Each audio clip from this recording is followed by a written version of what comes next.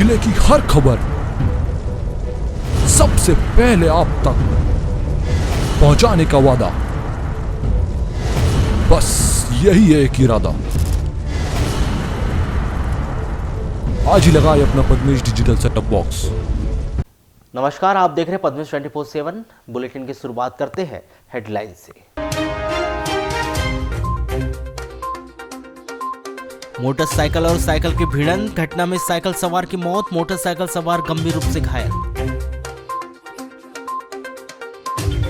बस और मोटरसाइकिल के बीच हुई टक्कर, घटना में 2 युवक हुए गंभीर रूप से घायल, इलाज के लिए गोंदिया किया गया रेफर।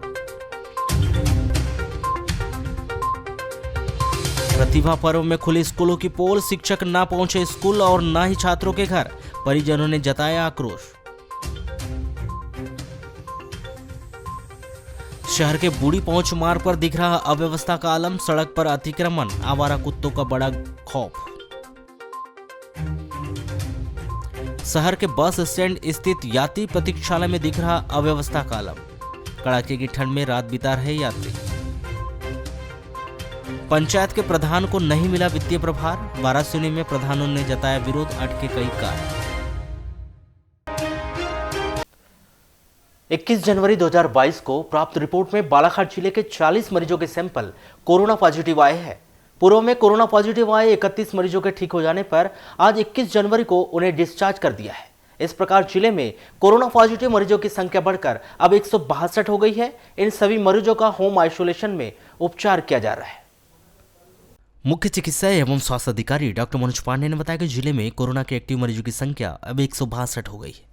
21 जनवरी को कोरोना पॉजिटिव आए मरीजों में बालाघाट के अंतर्गत लामता के 3, ढूटी का 1, अतरी का 1, सरेखा का 1, बूढ़ा टोला का 1, नगरी क्षेत्र बालाघाट वार्ड नंबर 2 का 1, बूढ़ी का 1, सरस्वती नगर का 1, वार्ड नंबर 11 का 1, वार्ड नंबर 30 का 1, अवधपुरी मोती नगर का 1, लालबरा के अंतर्गत लालबरा वार्ड नंबर का 1, पनवेरी के 2, खामगाट के 2, रामपुरी का 1, बोरी का 1, बबरिया का 1, मिरेगांव का 1, बेलगांव का 1, लवादा का 1, मलाजखंड का 1, खैलांजी तहसील के अंतर्गत खैलांजी के 3, किरनापुर के वार्ड नंबर 8 के 2, अंतर्गत ग्राम साले कस्सा का 1, नेवारा का 1, कोबरा बटालियन का 1, बेनेगांव का 1, रज्जुगांव का 1, परसवाड़ा का 1, परसवाड़ा तहसील के अंतर्गत लिंगा के 2, परसवाड़ा का 1, वाराणसी के अंतर्गत बकेरा का 1 मरीज शामिल है।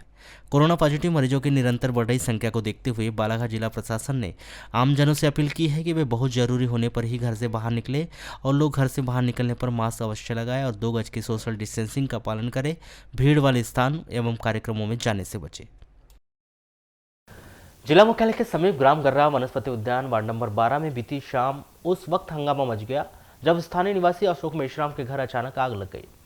अज्ञात कारणों से यहां आग लगी है, यह बताया जा रहा है। यहां आग देखते ही देखते भड़क गई। इसके पहले कि इस आग पर काबू पाया जाता, इसके पूर्व ही इस भीषण आग ने पूरे मकान को अपनी चपेट में ले लिया। जहां आगजनी की इस घटना में घर गृहस्थी का सामान जलकर खाक हो गया है। जानकारी के अनुसार बीती शाम मोहल्ले वालों ने अशोक मेश्राम के घर ऊपरी हिस्से में आग के साथ धुआं निकलते हुए देखा। जब तक कुछ समझ पाता आग ने पूरे घर को अपनी आगोश में ले लिया था। पड़ोसी अपने अनुसार नल के पाइप से पानी डालकर आग बुझाने का प्रयास करते रहे, लेकिन वे इस आग पर काबू नहीं पा सके। उधर मामले की सूचना मिलते ही बालाघाट का फायर ब्रिगेड दल भी पहुंचा, जिसने कड़ी मशक्कत के बाद उस आग पर काबू पाया। लेकिन काफ़ी देर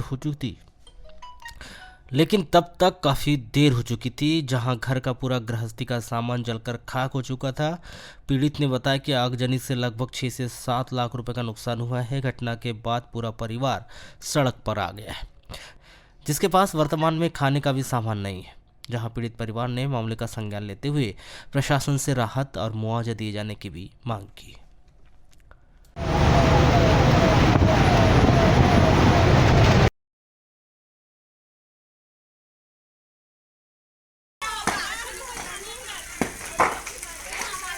अंदर मार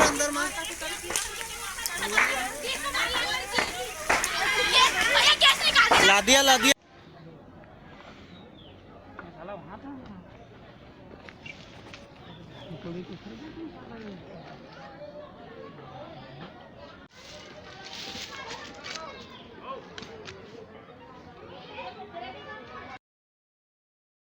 किरनापुर थाना क्षेत्र के अंतर्गत आने वाले ग्राम परसाटोला में उस वक्त सनसनी फैल गई जब ग्रामीणों को परसाटोला के नहर किनारे किसी अज्ञात व्यक्ति की लाश दिखाई दी। मामले की सूचना पुलिस को दी गई, जहां सूचना मिलने पर मौके पर पहुंची पुलिस ने मृतक के पास से मिले पहचान पत्र के आधार पर व्यक्ति की पहचान ग्राम पंचायत बड़गांव वार्ड नंबर 4 निवासी खिमरद पुरी उम्र 50 वर्ष की शिनाख्त की 50 वर्ष के नाम से की। हालांकि इस व्यक्ति की मौत किस वजह से हुई फिलहाल इसकी पुष्टि नहीं हो पाई है। आशंका व्यक्त की जा रही है कि बुजुर्ग व्यक्ति साइकिल से कहीं जा रहा होगा, उस समय हृदय गति रुकने से उसकी मौत हुई होगी। उधर पुलिस ने मृतक के परिजनों को मामले की सूचना देकर पंचनामा सहित अन्य आवश्यक कार्रवाई पूरी की। वहीं धारा 174 के तहत मर्ग कायम कर शव को पोस्टमार्टम के लिए अस्पताल पहुंचाया गया। ग्रामीण थाना नवेगांव क्षेत्र के अंतर्गत आने वाले ग्राम खुरसुड़ी में बीती रात हुई सड़क दुर्घटना में एक व्यक्ति की मौत हो गई, जबकि इस हादसे में दूसरा व्यक्ति गंभीर रूप से घायल हो गया है। मृतक का नाम थाना हट्टा ग्राम चिकला निवासी 50 वर्षीय विनोद मेश्राम बताया गया है, जिसके शव का पोस्टमार्टम करवाकर शव उनके परिजनों को सौंप दिया है। इस हादसे में सिहोरा निवासी अनिल मोहारी गंभीर रूप से घायल हो गया, जिसका जिला अस्पताल में उपचार जारी है। प्राप्त जानकारी के अनुसार विनोद बालाघाट से साइकिल में सवार होकर अपने घर चिकला जा रहा था। उधर गोंदिया रोड से सिहोरा निवासी अनिल मोहारी मोटरसाइकिल से बालाघाट की ओर आ रहा था, जहां ग्राम खुरसुड़ी के समीप मोटरसाइकिल चालक ने तेज रफ्तार से लापरवाहीपूर्वक वाहन चलाते हुए विनोद की साइकिल को ठोस मार दी, जिससे विनोद और अनिल दोनों सड़क पर गिरकर गंभीर रूप से घायल हो गए। घटना के तुरंत बाद दोनों घायलों को 108 एम्बुलेंस के माध्यम से उपचार के लिए जिला अस्पताल लाया गया, जहां चिकित्सकों ने विनोद को मृत घोषित कर दिया, जबकि इस हादसे में गंभीर रूप से घायल अनिल को उपचार के लिए भर्ती कराया गया है, जहां उसका उपचार जारी है। कोरोना की तीसरी लहर में नए वेरिएंट ओमिक्रॉन के मरीजों की संख्या में लगातार इजाफा होता जा रहा है, जिसमें कोरोना की तीसरी लहर से बचाव के लिए मध्य प्रदेश शासन के द्वारा कक्षा 1 से कक्षा 12 तक के संचालन में 31 जनवरी तक रोक लगा दी है, जिससे छात्र स्कूल नहीं जा रहे हैं और उन्हें पढ़ाई में नुकसान झेलना पड़ रहा है। जिला शिक्षा अधिकारी बालाघाट के द्वारा सभी विद्यालयों में मेरा घर मेरी पाठशाला मोहल्ला क्लास और ऑनलाइन शिक्षा दिए जाने को लेकर निर्देश दिए गए हैं, परंतु वारासिवनी विकासखंड के अंतर्गत देखने को मिल रहा है कि उक्त निर्देशों का कहीं भी पालन होता नजर नहीं आ रहा है, जिसके कारण बच्चों के माता पिता में भी आक्रोश व्याप्त है। उनका कहना है कि समय पर स्कूल प्रारंभ नहीं हुआ और अभी स्कूल जाना शुरू ही किया था कि पुनः स्कूल को बंद कर दिया गया है। ऐसे में हमारे बच्चे किस प्रकार से शिक्षित हो पाएंगे? यदि शासन ने शिक्षकों को घर में आकर पढ़ाने के लिए निर्देशित किया है तो शिक्षकों को शासन के आदेश का पालन करना चाहिए, परंतु वर्तमान तक यह निर्देश केवल मौखिक रूप से सुनने को मिल रहा है। वास्तविकता कुछ और ही दिखाई दे रही है। नहीं जी, अभी तो नहीं आए हैं शिक्षक वगैरह घर में। अभी मैडम वगैरह ने पेपर दिए हैं तो उनको घर में बनाने के लिए, अब बच्चे के पास में तो मोबाइल है ही नहीं है, घर में है लेकिन अब बनाएंगे और उनको देंगे मैडम वगैरह को। कब देने के लिए बोले हैं पता नहीं। अब जैसे मोबाइल नहीं है तो क्या दिक्कत होती है? दिक्कत यही है कि अब बच्चा पढ़ नहीं पाता, इसीलिए अब आगे अब सर लोग आते हैं कि अब पता नहीं। अब तो अभी तक एक भी बार नहीं आया सर? अभी नहीं आए हैं सर। बच्चा गया था ना जी, बच्चा गया स्कूल और लेकर के लाए हैं। सभी बच्चे गए होंगे, मैं तो घर में रहती हूँ। नहीं, हमारे बाजू पे प्राइमरी स्कूल है, पहली से 5वीं वाला। मास्टर लोग आ रहे हैं, 2 घर में अपने स्कूल में पढ़ बैठ रहे, बच्चे नहीं पढ़ जा रहे, बच्चे को पढ़ाने नहीं आ रहे घर में। बच्चों को पढ़ाने नहीं आते? ऑनलाइन तो उसमें करते हैं मोबाइल में। अब ऐसी स्थिति है जैसे कोई परिवार है ना, कम है, कोई ले नहीं सकता मोबाइल, तो कहाँ से ऑनलाइन कराएंगे? तो टीचरों को जाना चाहिए पढ़ाने घर में उनके। तो ऐसे भी आते ही नहीं कोई भी शिक्षक? दोनों टीचर है हमारे यहाँ, पटले हैं ठाकुर, वो अपने स्कूल में आते बैठते हैं, बच्चे लोगों नहीं घूमते, जाते ही नहीं उनके घर में पढ़ाने। नहीं, सब देखो पूरा परिवार वैसा तो है ही नहीं कि मोबाइल जो ले सके। अभी मोबाइल 7-8 हज़ार में आ रहा है ऑनलाइन चलाने के लिए, तो ऐसा कोई ये परिवार है ही नहीं कि पूरा परिवार ले सके। अब जैसे 20 बच्चे पढ़ रहे हैं, 20 बच्चे में 5 बच्चे ले सकते हैं बस, उनके पिता 5 बच्चे के पिता ले सकते हैं, तो वो पढ़ेंगे ऑनलाइन, बाकी ये नहीं पढ़ेंगे। पैसा भी तो ना मोबाइल लेने के लिए, उनका पैसा नहीं तो कहाँ से मोबाइल लेंगे बेचारे? ढंग से तो खा नहीं पा रहे 2 टाइम की रोटी, ये मोबाइल कहाँ से लेंगे वो? शासकीय प्राथमिक माध्यमिक हाई स्कूल और हायर सेकेंडरी स्कूल के शिक्षकों को विद्यार्थियों के घरों में जाकर उन्हें क्या पढ़ाना है, कैसे पढ़ाना है, इस संबंध में जानकारी देने के लिए निर्देशित किया गया है। परंतु हाई व हायर सेकेंडरी स्कूल की प्री बोर्ड परीक्षा प्रारंभ हो गई है। ऐसे में प्राथमिक और माध्यमिक शिक्षकों को विद्यार्थियों से संपर्क कर उन्हें शिक्षण सामग्री एवं अन्य जानकारी उपलब्ध कराना है। परंतु बीते 5 दिनों से किसी भी शिक्षक के द्वारा समस्त छात्रों से संपर्क नहीं किया गया है। नहीं, माँ सब लोग नहीं आते, सब गरीबी परिस्थिति से है। कोई आकर के कोई मोबाइल खरीद नहीं सकता है ना, तो बच्चे पढ़ाई कैसे करेंगे? सर लोग भी आकर के नहीं पढ़ाते। अभी तो लॉकडाउन में देखो मैदान में खेल रहे बच्चे सब। तो कोई मास्टर नहीं आता? नहीं, कोई घर पे आकर के नहीं बताते कि बच्चे ऐसा पढ़ो कि वो पढ़ो, कुछ नहीं। क्या होना चाहिए आपके साथ? मेरे ख्याल से तो ऐसा लग रहा है अभी लॉकडाउन चल रहा है तो उनके घर जाकर के बच्चों को बताना चाहिए कि आप थोड़ा पढ़ो, पढ़ाई करो, या बच्चों को कुछ समझ में नहीं आ रहा है तो उनको समझाना चाहिए आकर के। अभी क्या है नए मतलब इसमें गत वर्ष के जो मतलब हमारे पास पीपीटी उपलब्ध थे, जो ऑनलाइन शिक्षा दी जाती थी, वो कुछ विद्यालयों में है अभी उपलब्ध। उसी माध्यम से उसके आधार पर मोबाइल के माध्यम से डिजिलिप के द्वारा शिक्षकों द्वारा मतलब शिक्षण कार्य कराया जा रहा है। और प्राथमिक विद्यालय में तो ये कहा गया है कि प्राथमिक यानी प्रारंभिक में जैसे 1 से 8वीं तक, इसमें भी 31 तक छुट्टी है, 31 जनवरी तक। तो इन विद्यालयों में शिक्षक घर घर जा कर के बच्चों को मोहल्ला क्लास के रूप में या जो भी हो, हमारा घर हमारा विद्यालय के रूप में उनको पढ़ाने की व्यवस्था की गई है। नहीं हुआ क्या ऑनलाइन क्लास? ऑनलाइन के आदेश तो हैं पर बाकी अभी मेरे को संज्ञान में नहीं है। बाकी पढ़ाया जा रहा है जो मोबाइल के माध्यम से या कुछ तो शासन द्वारा रेडियो के माध्यम से भी मतलब बताया जा रहा है, टीवी के माध्यम से भी बताया जा रहा है। और अभी तो हमारे पास क्या आज से परीक्षाएं शुरू हो गई हैं 9वीं से 12वीं तक प्री बोर्ड। तो प्री बोर्ड परीक्षा के कारण से क्या है अभी बच्चे स्वयं ही घर में अध्ययन कर रहे हैं और प्रश्न पत्र स्कूल से ले जा रहे हैं और उसको मतलब ऑफलाइन लिख करके फिर जमा भी करेंगे। खैलानी थाना के अंतर्गत ग्राम कुमली और मोवाड़ के बीच शुक्रवार को दोपहर को यात्री बस और बाइक के बीच आमने सामने की भिड़ंत हो जाने से दोनों बाइक सवार गंभीर रूप से घायल हो गए।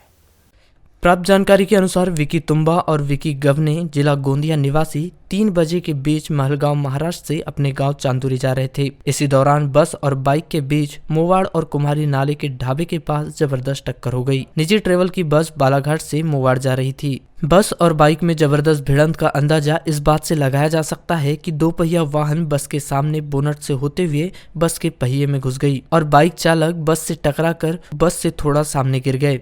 गंभीर रूप से घायल दोनों युवकों को 108 एम्बुलेंस से सामुदायिक स्वास्थ्य केंद्र खैरलांजी लाया गया है, जहां पर प्राथमिक उपचार के बाद दोनों युवकों को गोंदिया रेफर कर दिया गया है। लालबरा थाना के अंतर्गत 21 वर्षीय युवती की गुम सूचना की रिपोर्ट गत 18 जनवरी को लालबरा में दर्ज करवाई गई थी। पुलिस ने उक्त मामले में गंभीरता से लेते हुए युवती की पतासाजी शुरू की एवं 20 जनवरी को महाराष्ट्र नागपुर से आरोपी युवक सागर व युवती को दस्तयाब कर लालबरा थाना लाया गया। लालबरा से लापता हुई 21 वर्षीय युवती ने युवक पर छेड़छाड़ करने का आरोप लगाया है। प्राप्त जानकारी के अनुसार लालबरा थाना अंतर्गत 21 वर्षीय युवती शासकीय महाविद्यालय लालबरा में BA द्वितीय वर्ष में अध्ययनरत है, जो 15 जनवरी की सुबह 11 बजे घर से कॉलेज जा रही हूं कहकर निकली थी, किंतु वह वापस घर नहीं पहुंची। जिसके बाद परिजनों ने उसकी पतासाजी रिश्तेदारों में किए, किंतु कहीं भी पता नहीं चलने पर 18 जनवरी को लालबरा थाना पहुंचकर गुम सूचना की रिपोर्ट दर्ज करवाई थी और पुलिस ने गुम सूचना की रिपोर्ट दर्ज होने के बाद मामले को जांच में लिया था। पुलिस ने मामले को गंभीरता से लेते हुए युवती की पतासाजी शुरू की और युवती का मोबाइल नंबर साइबर सेल से ट्रेस किया गया, जिनका पता नागपुर महाराष्ट्र बताया गया। जिसके बाद पुलिस अधीक्षक के निर्देश में टीम गठित कर लालबर्रा पुलिस की टीम नागपुर के लिए रवाना हुई एवं 20 जनवरी को आरोपी युवक युवती को पकड़कर लालबर्रा थाना लाया गया एवं पूछताछ की गई। पुलिस ने आरोपी युवक गोंदिया महाराष्ट्र निवासी सागर के खिलाफ भारतीय दंड विधान की धारा 366, 354, 354 क, 1 I, 342, 506 के तहत मामला पंजीबद्ध कर लिया है और आरोपी युवक को अभिरक्षा में रखकर पूछताछ की जा रही है। लालबर्रा नगर मुख्यालय के ग्राम पंचायत पांडरवानी के वार्ड नंबर 10 राजमार्ग क्रमांक 72 के समीप बनी नाली चौक होने से रहवासी क्षेत्र का गंदा पानी रोड से बह रहा है, जिससे निवासरत लोग, स्थानीय दुकानदार एवं बह रहे पानी से आवागमन करने वाले राहगीरों को भी परेशानियों का सामना करना पड़ रहा है। नाली चौक होने एवं पानी निकासी की व्यवस्था करने के संबंध में वार्ड वासियों के द्वारा ग्राम पंचायत पांडरवानी एवं 181 में भी शिकायत की गई है, किंतु किसी भी प्रकार से इस ओर ध्यान नहीं दिया जा रहा है, जिससे वार्डवासियों में काफी आक्रोश व्याप्त है। वार्डवासियों एवं स्थानीय दुकानदारों ने बताया कि वार्ड नंबर 10 राजमार्ग के किनारे सेंट्रल बैंक के सामने से लगे अस्पताल तक की नालियां चौक हो चुकी है, जिसके कारण मकानों के समीप गंदा पानी जमा होने के साथ ही रोड पर बह रहा है एवं श्रीवास के मकान के अंदर पानी भी घुस रहा है, जिससे मकान कभी भी क्षतिग्रस्त हो सकता है। साथ ही यह भी बताया कि निवासरत लोगों के घरों का गंदा पानी आ रहा है, जिससे मच्छरों का प्रकोप बढ़ने के साथ ही विभिन्न प्रकार की बीमारियों का अंदेशा बना हुआ है। परेशानी ये आ रही है भैया, वो क्या है, नाली चौक होने से पूरा घर के अंदर पानी आ रहा है और बच्चे लोग बीमार पड़ रहे हैं। मैंने 181 CM हेल्पलाइन में भी शिकायत कर दिया, पर उसका निराकरण नहीं हुआ है कुछ। पंचायत वाले क्या बोल रहे हैं? पंचायत में भी आवेदन दे दिया हूँ, तो पंचायत वाले भी कोई ध्यान नहीं दे रहे। तो अभी पूरा घर में गंदा पानी घरों में घुस रहा है? पूरा घर में घुसता है गंदा पानी भैया। और किस तरह से परेशानी होती है आने जाने में? आने जाने वालों को परेशानी, फिर क्या गाड़ी वाड़ी भी जाती है तो ट्रैफिक जाम होता है, फिर यानी हादसे होने की भी संभावना बनी रहती है। जी, क्या होना चाहिए? यही प्रशासन से हमारी वो है कि नाली वाली साफ़ करवा के नाली वाली बनवा दे। पानी सर यहाँ से निकालने के लिए ये सारी नालियाँ चौक हो गई है भरन के दौरान पे। सामने जो मकान भी बने हैं तो उससे भी और ज़्यादा परेशानी हो रही थी, उनने थोड़े बहुत अपने करवा लिए हैं।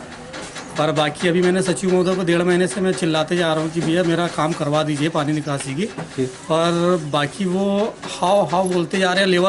लेबर की व्यवस्था नहीं होने की वजह से नहीं करवा रहे।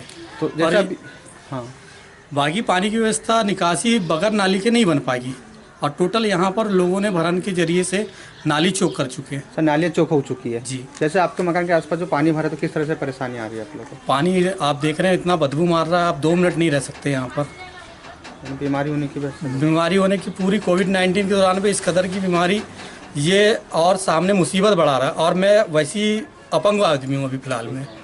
मेरा परेशानी से तो देखी जा रही है कि बहुत ज़्यादा परेशानी है। परेशानी ये है ये कि इतनी आदर्श पंचायत लालवर्रा, और जिसके अनीस खान जी सरपंच और इतने कहना जी जुझारू व्यक्ति, और उसके कार्यकाल में और उसके यहाँ पर उपस्थिति में, जबकि इनको फिर से चार्ज भी मिल चुका है, और चार्ज जब मिला ये बहुत अतिशयोक्ति भी अपनी आप को बता रहे थे, उसके बावजूद भी जब पानी ये बह रहा है रोड से, उनके अधीन है, उनके कार्यक्षेत्र में है, उसके बाद भी उसका उन्होंने कहीं कोई इंतजाम नहीं किया कि नाली बनवा करके हम पानी को इकट्ठे यहाँ से नाले में गिरा सकें। तो रोड से पानी बह रहा है क्या? रोड से पानी बह रहा है, दिख रहा है पानी पूरा। अभी जैसे आपकी दुकान है, किस तरह से परेशानी हो रही है? गंदगी आ रही है, सब पूरे लोगों के किचनों का पानी आ रहा है, संडास का पानी आ रहा है, उससे बहुत भारी दिक्कतें हैं। क्या होना चाहिए? इससे तो महामारी फैलेगी अगर ऐसा नहीं होता है तो। इसकी साफ सफाई होना चाहिए, नाली बनना चाहिए। तो नाली नहीं बनी, इस वजह से परेशानियाँ हो रही? नाली नहीं बनी इसलिए, नाली थी लेकिन चौक हो चुकी, नाली में कोई दम नहीं है। नहीं, साफ सफाई भी नहीं की जा रही। ये 1-2 हफ्ता हो गया भी ऐसे ही भरा हुआ है, पानी सामने में आ जा रहा है, उससे दिक्कत हो रही है, ग्राहक ही नहीं आ रही साहब। तो इस संबंध में पंचायत को अवगत नहीं करवाया?